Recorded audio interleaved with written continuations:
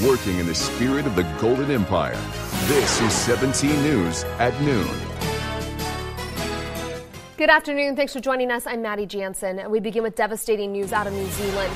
At least 49 people were killed in mass shootings at two mosques full of worshippers. The Prime Minister called it one of New Zealand's darkest days. One man was arrested and charged with murder in what appeared to be a carefully planned racist terror attack. NBC's Bill Neely reports. Minutes after the massacre, a stream of wounded begin arriving at city hospitals, many with multiple gunshot wounds. Armed police still hunting for gunmen, still unsure if the attacks are over. And everywhere, dazed survivors who'd been through unimaginable horror. This man saw the killer. And he have helmet, and he's given the glasses, and he's a dress of the military, and he's a gun, machine gun of the M16. Minutes after the shooting, police were filmed arresting a man. They later held two other armed men and a woman and found two explosive devices attached to cars. So far, one person, a male in his late 20s, has been charged with murder. Police say he was not on any New Zealand terror watch list. They say the man streamed his massacre live from a body camera and left a long anti-immigrant document. This is one of New Zealand's darkest days.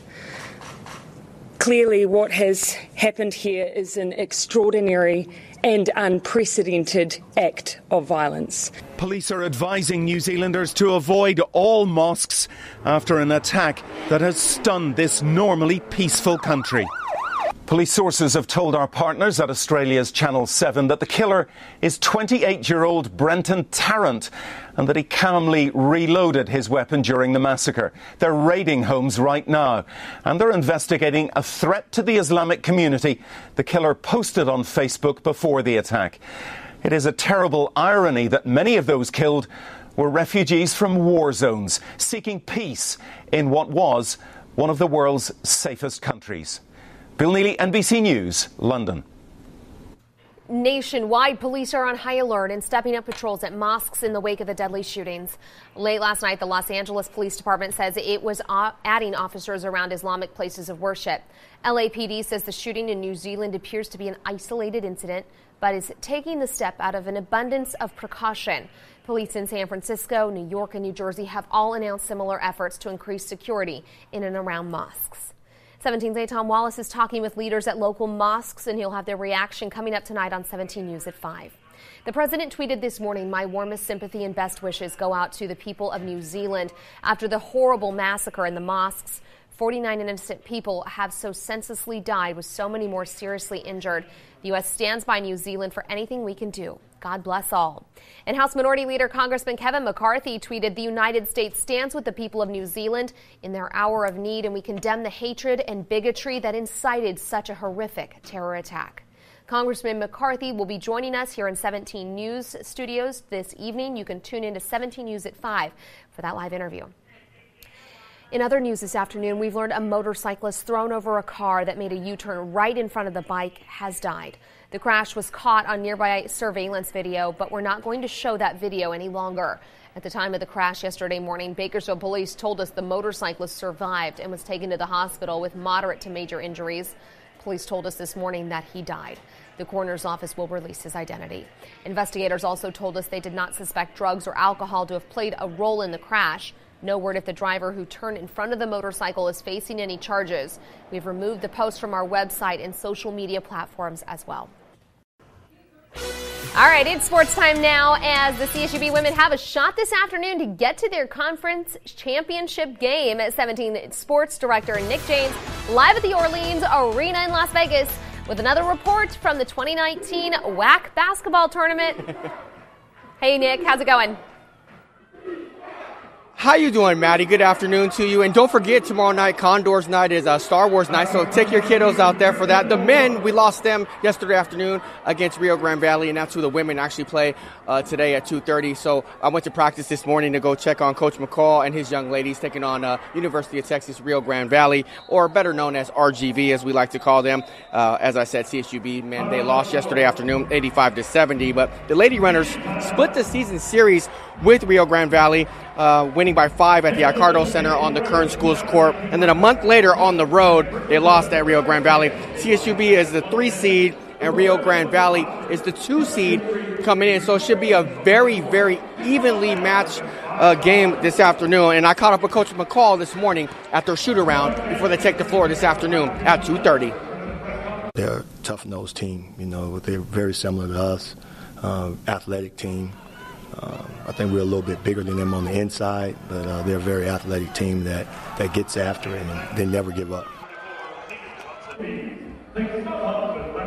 Again, the Lady Runners will tip off here at 2:30, so the winner of this game, UMKC and New Mexico State, whoever wins that semifinal will get the winner of Cal State and Rio Grande Valley in that series. And we'll have live reports coming to you at 5 o'clock. I'll have highlights, and we'll go live again once again. So, Maddie, I'm going to toss it back over to you. And also, real quick, over in the Big West tournament, Jordan Roberts, he won the Valley Championship with Justin McCall a couple years ago. He hit a buzzer beater in the Big West tournament last night to beat Hawaii 68-66. He had 18 points to lead the way, so they advanced. They play UC Irvine this afternoon. They're the 1 seed. And over at across the way, Fresno State, they're in action as well. They'll be playing against Utah State, and they split their season series as well. We got Miramonte's Braxton Huggins going for them, and then Justin Hudson, he's also from Bakersfield as well. So, Maddie, I'm going to toss it back over to you, and have a good weekend. Have a safe and nice St. Patty's Day, and I'll see Jim and Tammy later on tonight. Toss it back over to you. Coming to you from the Orleans Arena, Nick James, 17 Sports. Yeah, follow along with Nick this afternoon on social media. Go Runners! We're back in your Health Watch. You'll be seeing a lot of green this weekend as people across the country celebrate St. Patty's Day, but there's one important green you probably won't see, and it goes on your plate. Studies have shown eating more veggies may lower your risk for several diseases like cancer, heart disease, and type 2 diabetes. Erica Edwards has some tips on how you can increase your daily intake. You can do it. Keep going. Kids aren't the only ones reluctant to eat vegetables. Even nutrition experts aren't fans of some. I have always hated Brussels sprouts. Veggies may be one of the most neglected food groups. A 2017 study from the CDC shows that only 9% of adults ate the recommended 2 to 3 cups of vegetables per day. Registered dietitian Izzy Smith advises her clients to start small. I'm not asking everybody to have a salad.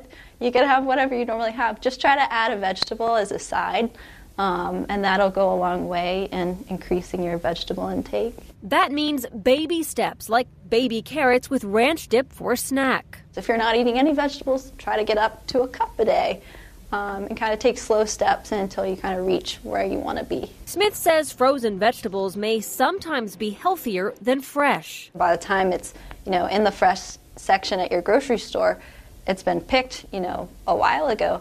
Whereas frozen vegetables are picked, cooked and blanched and frozen. Drinking green beer may be fun, but eating your greens is much healthier. Erica Edwards, NBC News. Meantime, taking a look in downtown Bakersfield this afternoon, and this is what's happening. This is video from a previous event of yoga on the plaza. It's a fun, relaxing way to take a break from the workday. The free class started at noon outside Rabobank Arena and runs until 1. White Wolf Wellness Foundation and AEG are teaming up for yoga on the plaza. Back on your 17 Business Watch and checking on Wall Street on this Friday with about 40 minutes to go before the markets close. Right now, the Dow is up 125 points, the NASDAQ up 67, and the S&P 500 up about 13. And checking on oil prices, West Texas Intermediate selling for $58.40 a barrel at last check. Midway Sunset started the day at $65.36 a barrel.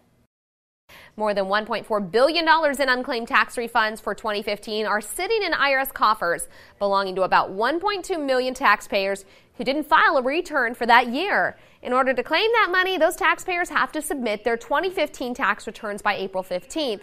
Otherwise, that money goes back to the U.S. Treasury. You generally have 3 years from the due date of your tax return to claim your refund.